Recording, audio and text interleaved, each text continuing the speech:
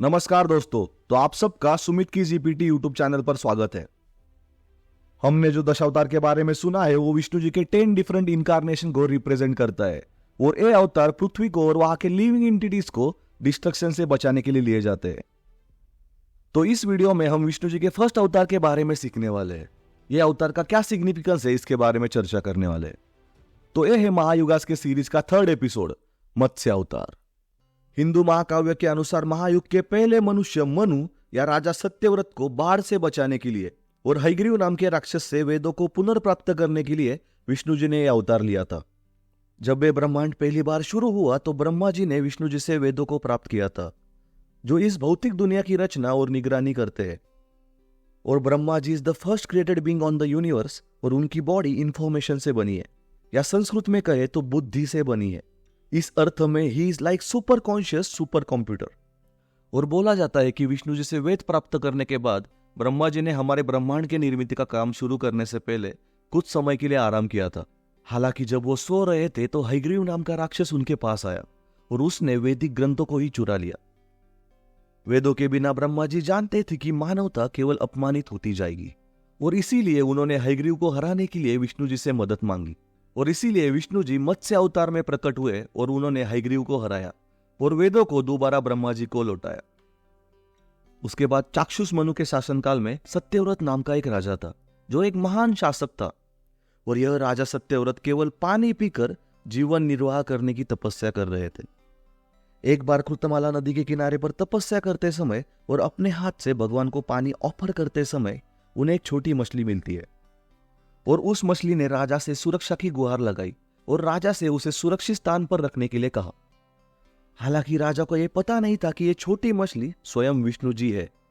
एक राजा के रूप में उन्होंने मछली को आश्रय दिया और उस मछली को अपने पानी के जग में रखा और मछली ने तुरंत अपने शरीर को इस तरह से विस्तारित किया कि उन्हें पानी के जग में नहीं रखा जा सकता था। तो उसके बाद राजा ने मछली को एक बड़े कुएं में डाला, लेकिन कुआं भी छोटा पड़ रहा था। तो उसके बाद राजा ने मछली को एक बड़े झील में डाला, लेकिन झील भी छोटी पड़ने लगी थी। तो अंततः राजा ने उस मछली को समुद्र में डाल दिया, लेकिन समुद्र भी उसे समा ना सका। तो इस प्रकार से राजा को वो समझ आ गया था कि यह मछली कोई साधारण मछली नहीं है, तो स्वयं भगवान विष्णु ही है। और उन्होंने भगवान से मछली के रूप में अपने अवतार का वर्णन करने का अनुरोध किया। तो विष्णु जी ने राजा से प्रसन्न होकर उन्हें बताया कि 7 दिन के बाद पूरे ब्रह्मांड में बाढ़ आ जाएगी और विष्णु जी का यह मत्स्य अवतार राजा के साथ साथ सप्त ऋषियों, जड़ी बूटियों, बीजों और अन्य जीवित संस्थाओं की रक्षा करेगा। राजा को बताया गया कि आपको सबको साथ लेकर किनारे पर खड़ा रहना है और उनके पास जो नाव आएगी उसमें बैठना है। राजा सत्यव्रत ने भगवान को प्रणाम किया और वो तैयारी में लग गए।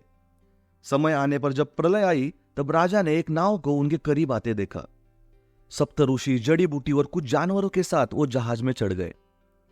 उसके बाद महादेव भक्त और नाग देवता वासुकी से नाव को और मत्स्य के सिंग को बांधा गया। और इस दौरान महाराज सत्यव्रत और ऋषियों को विष्णु जी ने वेदों की शिक्षा दी। उसके बाद राजा सत्यव्रत सूर्यदेव के पुत्र बने और श्राद्ध देव के नाम से जाने गए। उन्हें भगवान के द्वारा मनु के रूप में स्थापित किया गया और राजा सत्यव्रत ने अपना अगला जन्म वैवस्वत मनु के रूप में लिया, जिसका उल्लेख भगवत गीता में भी मिलता है।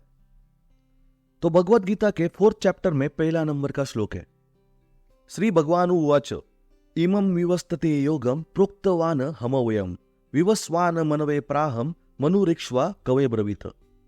इसमें प्रभु श्री कृष्ण कहते हैं कि मैंने ही वेदों का ज्ञान विवस्वान मतलब सूर्य देवता को दिया और विवस्वान ने मनु को दिया और मनु ने बाद में इक्ष्वाकु को बताया। विवस्वान मतलब सूर्य देवता के पुत्र होने के कारण ये मनु वैवस्वत मनु कहलाए। तो इस तरह से विष्णु जी ने मत्स्य अवतार लेकर इस संसार को भीषण बाढ़ से बचाया और सत्ययुग की स्थापना की। मत्स्य को या तो एनिमल फॉर्म में या कंबाइन ह्यूमन एनिमल फॉर्म में दिखाया जाता है, जिसमें ऊपरी आधा भाग मनुष्य और निचला आधा भाग मछली का है। मत्स्य को आमतौर पर 4 हाथों से दर्शाया जाता है, एक शंख पकड़े हुए, दूसरा डिस्क या चक्र पकड़े हुए, एक वरदान देने की मुद्रा में या वरद मुद्रा में और एक सुरक्षा प्रदान करने वाली मुद्रा में या अभय मुद्रा में होता है। मूर्तिकला के सिद्धांतों के अनुसार man half should be shown as wearing all the ornaments usually associated with the Vishnu ji. मतलब विष्णु जी का जो मनुष्य वाला आधा भाग होता है वो आभूषणों के साथ दिखाया जाता है। तो this is the end of the episode. तो ये वीडियो आपको कैसे लगा ये हमें कमेंट बॉक्स में जरूर बताएं। और इस तरह के या इस सीरीज के कोई भी वीडियो मिस ना हो इसलिए चैनल को सब्सक्राइब करना ना भूले। जय हिंद।